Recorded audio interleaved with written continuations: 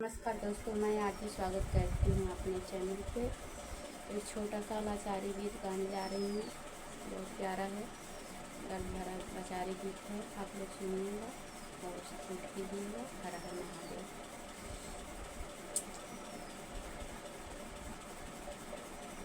अपने दुआरिया पे ठाढ़ के वटलई आवई के वटलई आवई मछरिया।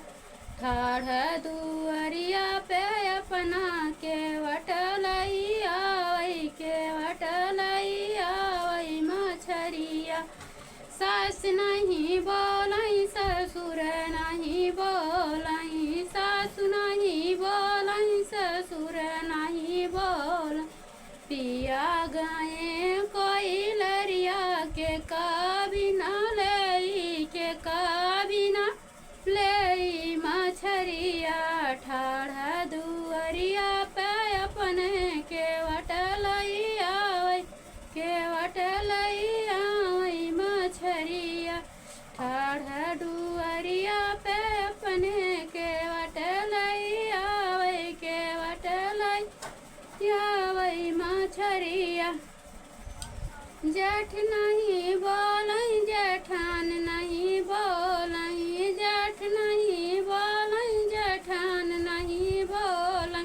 पिया गए मामा भैया के कर बिना ले के कर बिना ले मछरिया। ठाढ़ दुअरिया पे अपने के वटलई बेचै के वटलई बेचै मछरिया।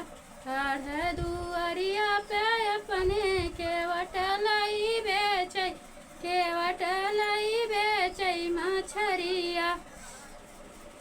देवर नहीं बोलई ननद नहीं बोलई, देवर नहीं बोलई ननद नहीं बोल। पिया गए मरा दिल्ली के कर बिना ले के कर बिना ले मछरिया। पिया गए मरा दिल्ली के कर बिना ले के कर बिना ले मछरिया।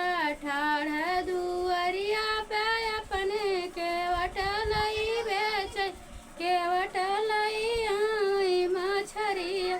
ठाढ़ दुअरिया पे अपने के वटलई आई के वटलई आई मछरिया। देवर नहीं बोलई ननद नहीं बोलई, देवर नहीं बोलई ननद नहीं बोलई। पिया गए हमर दिल्ली के कर